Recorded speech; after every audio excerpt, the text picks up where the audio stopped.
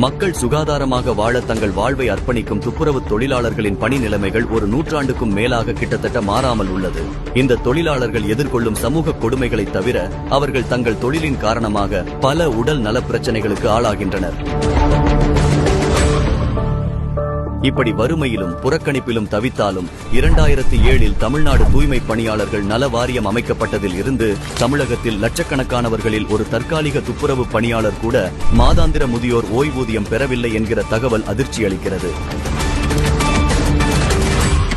ஆனால் அதிகாரிகளோ ரூபாய் 1000 மாதாந்திர ஓய்வூதியத்திற்கான விண்ணப்பம் எதுவும் தங்களுக்கு வரவில்லை என்றும் மக்களுக்கு விழிப்புணர்வு குறைவாக இருப்பதாகவும் அவர்கள் மீதே குற்றம் சாட்டுகின்றனர். சென்னை மாநகராட்சியின் மதிப்பீட்டின்படி இந்த ஆண்டு ஜூன் மாத நிலவரப்படி சுமார் 18,000 துப்புரவு பணியாளர்கள் உள்ளனர். அவர்களில் சுமார் 4,000 பேர் மட்டுமே நிரந்தரமாக உள்ளனர். சென்னை நகரில் மட்டும் சுமார் 9,000 ஒப்பந்த தொழிலாளர்கள் இருப்பதாக மதிப்பிடப்பட்டுள்ளது.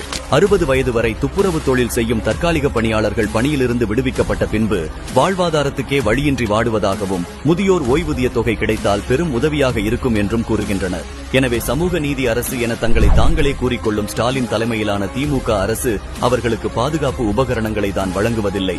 குறைந்தபட்சம் துப்புரவு பணியாளர்களுக்கு ஓய்வூதிய தொகை கிடைக்கவாவது வழி செய்ய வேண்டும் என்பதே அம்மக்களின் கோரிக்கை.